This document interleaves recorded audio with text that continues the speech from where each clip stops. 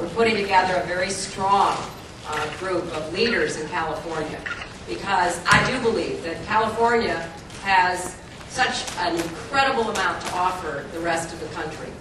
When I travel around and talk about energy independence, I sometimes get quizzical looks from people in other states. And I'm always proud to tell them what the California legislature has done under the Speaker's leadership to make such a difference.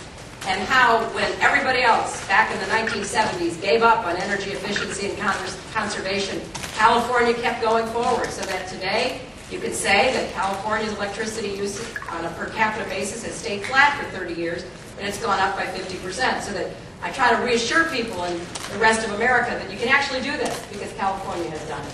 And on so many of the important issues confronting our country, the leadership from these extraordinary elected officials has been exemplary.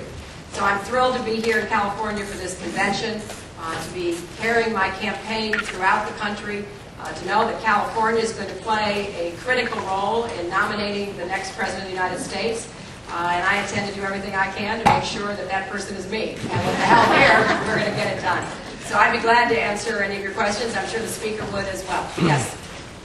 I'm with Speak Out California, and I was wondering, we've heard that, obviously you like California and the way we lead the country, but we want to know what you're going to do for our people. In terms of federal taxes, we pay, for every dollar we pay, we get 78 cents back into services.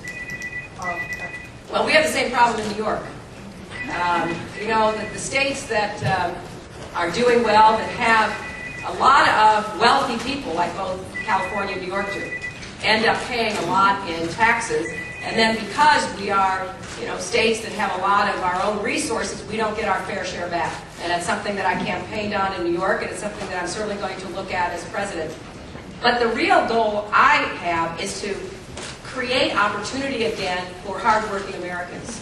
Give people the chance to have their wages and their incomes start going back up again, because they haven't for 6 years.